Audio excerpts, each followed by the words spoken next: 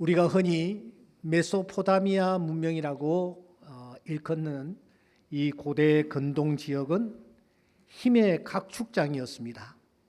우리가 잘 아는 함무라비가 고바벨론 제국을 세웠습니다. 그러나 그 고바벨론 제국이 곧 무너졌습니다. 우발릿이라는 사람이 아수르를 세우면서 바벨론이 무너지는 것입니다. 이 아수르 제국도 조금 후에 다시 또 무너집니다. 갈대아인들이 그곳을 쳐들어왔고 그들이 그곳에 다시 제국을 세웁니다. 이것을 우리는 페르시아라고 부릅니다. 또 신바벨론 제국이라고도 부르게 되죠. 이렇게 거대한 제국들이 서로 부딪히면서 싸울 때에 곁에 있는 새우와 같은 조그마한 나라들이 그때마다 생사의 갈림길에 서게 되는 것입니다. 마치 고래 싸움에 새우들이 등이 터지는 것과 마찬가지였습니다. 그 새우들이 어느 나라였습니까? 대표적인 나라가 바로 유다 민족 이스라엘 제국이었습니다. 아수르가 세워지자 북이스라엘이 아수르에 망해버립니다. 바벨론이 다시 세워지자 바벨론의 느부갓네살 왕에 의해서 남쪽 유다가 함락되고 맙니다. 느부갓네살 왕은 유다를 완전히 멸망시키려고 작정했습니다. 그래서 유다의 젊은이들을 전부 포로로 끌고 간 것입니다. 두 방향으로 끌고 갔습니다. 한 방향은 바벨로니아의 수도인 바벨로 끌고 갔습니다. 또 한 방향은 저 북쪽 님풀이라는 지역으로 끌고 갔습니다. 왜 님풀이었습니까? 이 느부갓네살 왕이 유브라데스 강과 티그리스 강 사이에 큰 운하를 뚫고 있었는데 많은 인력을 필요로 했습니다. 그래서 그곳에 젊은이들을 끌고 간 것입니다. 이렇게 하여 유다의 유능한 젊은이들을 다 끌고 갔기 때문에 유다는 망할 수밖에 없었습니다. 그런데 그 망할 수밖에 없었던 유다를 향하여 하나님께서 이렇게 예언하시지 않습니까? 예레미야 29장 10절 말씀해 보시면 바벨론에서 70년이 차면 내가 너희를 돌아오게 하겠다. 하나님이 그렇게 약속하시는 것입니다. 애굽에서 400년이 차면 애굽에 있던 이스라엘을 다시 고국으로 돌아오게 하시겠다고 약속하신 하나님이 그 약속을 이루셨듯이 70년이 차면 너희들 다시 고국으로 돌아올 수 있게 하겠다 약속하신 하나님, 드디어 그 약속을 이루시는 것입니다. 이들이 70년 동안 그러면 포로 생활하면서 뼈저리게 느꼈던 것이 무엇일까요? 그것은 바로 힘이었습니다. 힘의 원천이 어디에 있느냐? 힘이 어디로 흐르고 있느냐? 힘의 이력이 얼마나 대단한가? 힘이 쇠퇴할 때에 어떤 결과가 나타나는가? 이것을 똑똑히 그들은 체험했습니다. 넓게는 제국의 흥망성쇠를 통해서, 좁게는 궁궐 내부에서 벌어지는 파워 게임을 통해서 그들은 힘에 대해서 질문을 던지지 않을 수가 없었던 것입니다. 과연 힘, 궁극적인 힘이 무엇인가? 이 힘이 도대체 어디에서 오는가? 어떻게 하면 그 힘을 얻을 것인가? 오랫동안 그 힘을 유지하는 방법은 무엇인가? 진정한 힘이란 도대체 무엇인가? 이런 질문을 느헤미야가 그리고 에스라가 하고 있을 때에 하나님께서 느헤미야를 통하여 이 질문에 대한 답을 주십니다. 그것이 바로 느헤미야 8장 10절의 말씀입니다. 우리 다 같이 한번 읽어보겠습니다. 시작. 여호와로 인하여 기뻐하는 것이 너희의 힘이니라. 아멘. 여호와가 힘이라는 것입니다. 여호와로 인하여 기뻐하는 것이 우리의 진정한 힘이라는 것입니다. 그러면 사랑하는 여러분, 그 여호와 하나님이 도대체 어디에 계십니까? 하박국 선지자는 하박국서 2장 20절에서 이렇게 말씀합니다. 오직 여호와는 그 성전에 계시니 온 땅은 그 앞에서 잠잠할지니라. 하나님이 어디 계시다고요? 성전에 계신다고 알려주십니다. 그래서 느헤미야가 그리고 에스라가 하나님의 성전을 주목하는 것입니다. 그런데 이미 그 예루살렘 성전은 회파되어 있었습니다. 그래서 그는 유대로 다시 돌아옵니다. 그리고 온 힘을 쏟아 성벽 재건에 힘쓸 뿐만 아니라 특별히 하나님의 성전, 폐허가 된 이 성전을 다시 재건코자 하는 것입니다. 왜냐하면 여호와가 그 성전에 계신다라는 사실을 알았기 때문입니다. 그래서 이 느헤미야와 함께 생활했던 이 에스라가 하나님의 성전을 완벽하게 재건했습니다. 그리고 난 뒤에 에스라가 사람을 찾습니다. 어떤 사람을 찾습니까? 에스라 8장 15절에 보면은 레위 자손을 찾습니다. 레위 자손을 찾는데 레위 자손이 한 사람도 없는 것입니다. 여러분, 왜 에스라가 레위 자손을 찾았을까요? 이스라엘의 12지파 가운데서 레위 지파 후손을 왜 찾았을까요? 하나님이 일찍이 말씀하셨습니다. 민수기서 8장 11절에 보시면 레위인을 흔들어 바치는 제물로 여호와 앞에 드리라. 여호와께 봉사하게 하기 위함이라. 이게 무슨 말씀이냐면은 이스라엘 백성들이 제물을 가지고 와서 직접 하나님 앞에 드리는 것이 아니라 레위인들이 그 제물을 받아서 하나님 앞에 흔들어 올려드리는 것입니다. 그러니까 레위인들은 하나님의 성전에서 제사를 돕는 역할을 감당하는 자들이었습니다. 민수기서 18장 4절에 보시면 너와 합동하여 장막의 모든 일과 회막의 직무를 다할 것이요 다른 사람은 너에게 가까이 하지 못할 것이니라.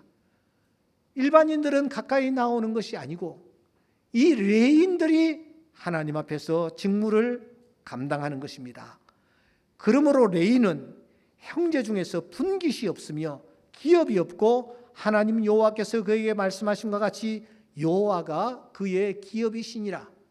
이스라엘 12지파가 다 기업을 분배받았습니다. 그러나 오직 이 레위 지파들은 기업을 분배받지 않았습니다. 하나님이 기업이 되셨기 때문입니다. 하나님은 이런 레위인을 향하여 이렇게 직설적으로 말씀하십니다. 민수기서 3장 45절 말씀, 레위인은 내 것이라. 레위인은 내 것이라. 나는 여호와니라. 이 말씀들을 우리가 종합해 보면 레위인들이 똑똑하고 잘났을까 결코 아니었습니다. 거룩했어도 아니었습니다. 하나님이 12지파 가운데서 레위 지파를 지명하여 불렀고 그들을 거룩하게 하셨고 그리고 무엇보다 하나님의 성전을 섬기게 하신 것입니다. 그래서 이들에게 주어진 별명이 있습니다. 그 별명은 하나님의 성전을 위하여 섬길 자들이라는 별명이었습니다. 그런데 성전 재건을 끝냈습니다. 성전을 섬길 레위인이 있어야 합니다. 그래서 레위인을 찾았습니다. 레위인이 한 사람도 없는 것 아닙니까?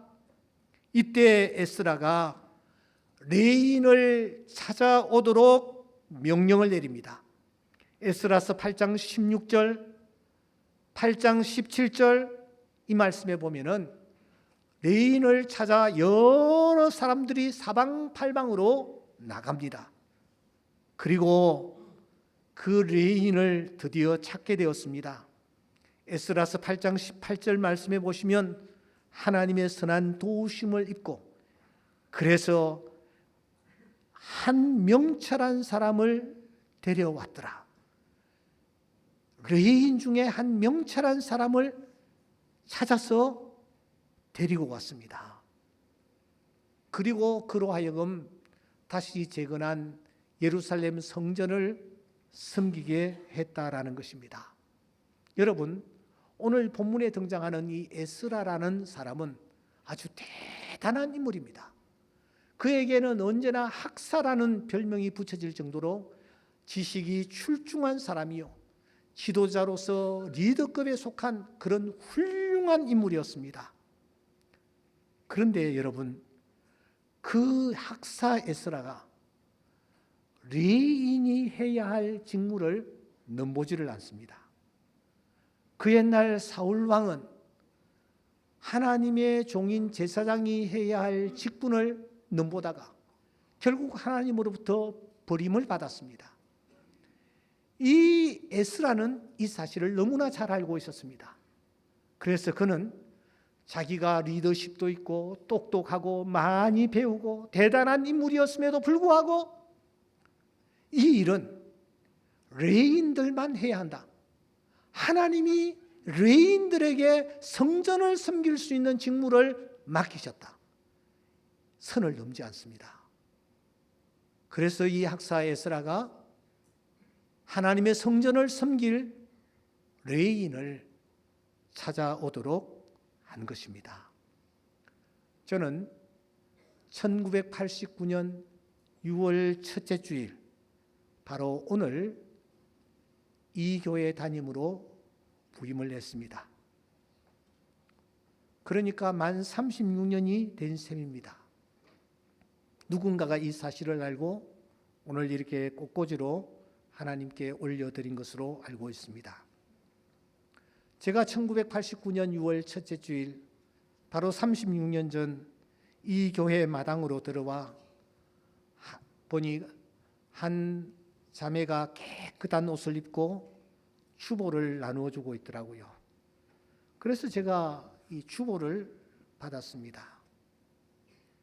추보를 받아서 내용을 살펴보니까 지난 주일날 남자가 69명, 여자가 130명, 모두 199명이 출석을 했더라고요. 주일 헌금을 보니까 그 전 주일날 주일 헌금 통계가 주일 헌금이 13만 7천 원, 11조 헌금이 96만 6천 원, 감사 헌금이 12만 4천 원이었습니다. 11조 헌금에 참여한 분이 14분, 감사 헌금에 참여한 분이 9분이었습니다. 서리 집사님, 남자가 20명, 여자가 41명이었습니다. 그때 제 나이는 30대 중반에 불과했습니다. 장로님들은 물론이거니와 교우들 대부분이 저보다 나이가 훨씬 많았습니다. 그래서인지 저하고 비슷한 연령대의 사람들 가운데서는 튀는 사람도 사실 있었습니다. 언젠가 말씀을 드렸습니다마는 어느 날 재직회, 저는 그 재직회를 잊지 못합니다. 한 젊은 집사가 손을 계속 들고서는 자기의 주의와 주장을 관철시키려고 하는 것입니다. 의장! 저는 이제 부목사로 있다가 담임 목사가 되어 재직회를 도대체 어떻게 인도해야 하는지, 당회를 어떻게 끌고 나가야 하는지 전혀 모르는 그런 상황인데 자꾸 손을 들고 의장하니 제 등에서는 식은땀이 흐르고 정신이 멍해지더라고요. 도대체 이 상황을 어떻게 평정해 나가야 할 것인가. 머리가 멍한 상황에 있는데 장로님들 중에서 제일 연세가 많으신 장로님이 앞으로 걸어 나오셨습니다. 그리고 이렇게 조용히 말씀을 하셨습니다. 나는 평북 의주 출신이요, 신앙 때문에 나는 빈손으로 어머니 손잡고 이 남한으로 내려왔지요. 그리고 이 서대문에 정착하여 지금 살고 있습니다. 제 어머니가 돌아가시면서 어머님이 내 손을 붙잡고서는 세 가지 당부를 저에게 했습니다. 일종의 유언인 셈인데 저는 그 어머니의 유언을 지금도 가슴속에 간직하고 있습니다. 어머니가 저에게 말씀하신 세 가지는 이것입니다. 야 재훈아, 너희 세 가지를 마음에 꼭 새겨라. 첫째, 재직회나 무슨 회의를 할 때에 의장하고 손을 들지 말아라. 둘째, 담임 목사님의 눈에서 피눈물이 나지 않도록 해라. 셋째, 목사님의 의견을 가능한 존중하라. 교회 부흥의 80%, 90%는 담임 목사님에게 있다라는 것을 꼭 명심하며 잘 섬겨라. 이 세 가지를 실천하기만 하면 어디로 가든지 하나님이 축복하실 것이다. 저는요, 제 어머니의 그 유언을 평생 마음 빗돌에 새겨놓고 있어. 그래서인지 하나님이 은혜를 주셔서 맨손으로 내려왔지만 오늘 이렇게 비교적 윤택한 생활을 하고 있어. 이렇게 말씀을 하시고는 더 이상 말씀을 이어가지 아니하시고 자리에 들어가 앉으셨습니다. 분위기는 숙연해졌고 그때 재직회는 긍정적인 방향으로 잘 처리가 되었고 그 전통이 오늘에까지 이르고 있는 것입니다. 저는 부임 35주년인 지난해 6월 첫째 주일, 바로 오늘 교우들 앞에서 이런 발표를 한 바가 있습니다. 내년 교회 창립 80주년이 행사를 대강 마무리하게 되면 내년 연말쯤 후임에게 그 직을 물려주고 제가 은퇴를 하겠다라고 말입니다. 그리고 5월 첫째 주일 한 달 전 또 약속을 드렸습니다. 가능하면은 내 후임자를 오늘 6월 첫째 주일쯤에 36년이 되는 오늘쯤에 여러분들 앞에 내세우도록 최선을 다하겠다라고 말씀을 드렸습니다. 사실 청빙위원들은 공동의회를 통하여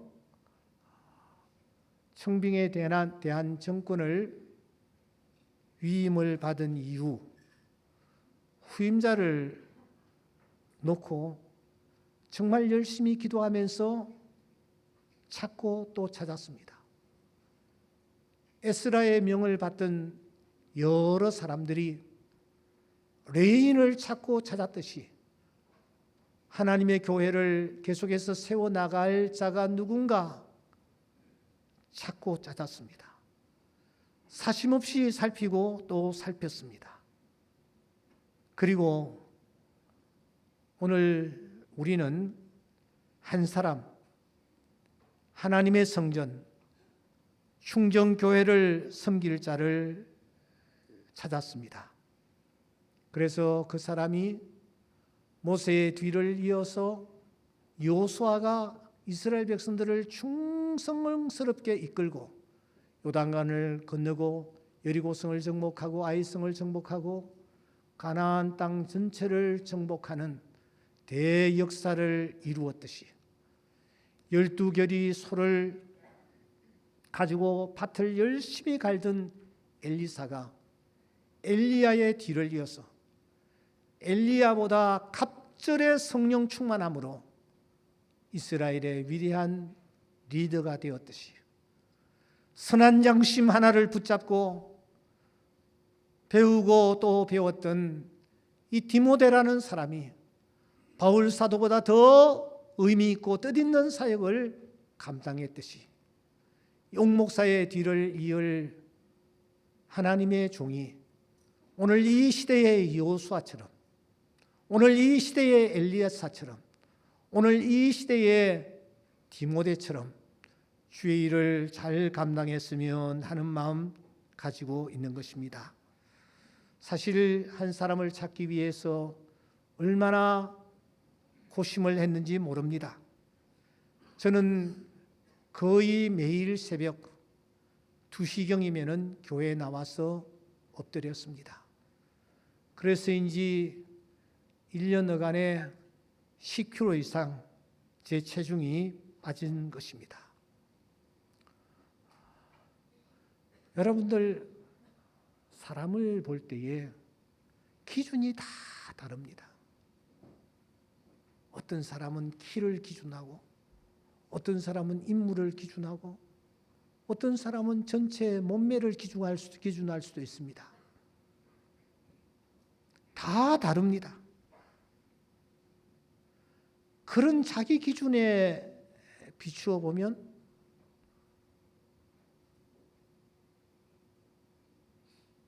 오늘 우리가 세우는 사람이 기준에 미흡할 수도 있을 것입니다. 제가 여러분 안경을 좀 벗고 저를 보시기 바랍니다. 제가 제 손을 가지고 제 얼굴을 매만집니다. 얼굴을 매만지니까 얼굴이 들쭉날쭉해요. 들어가는 부분도 있고 나가는 부분도 있어요. 똑같이 여러분 들어가는 부분도 없고 나가는 부분도 없다면 그게 사람입니까? 사람이 아니에요. 사람은 모름지기 들어가는 부분도 있고 나가는 부분도 있는 것입니다. 그래서 베드로가 고넬료 앞에서 유명한 말을 남기지 않습니까? 일어서라. 나도 사람이다. 나도 사람이다. 우리는 신을 찾는 것이 아닙니다. 똑같은 사람을 찾는 것입니다. 그러므로 우리 모두가 하나님께서 이 교회를 위하여 세우신 종이다. 그런 마음으로 우리가 기쁜 마음으로 받으면서 함께 하나님의 교회를 세워나가는 새로운 출발점, 전환점이 되었으면 하는 마음 간절합니다. 왜 아멘이 없어?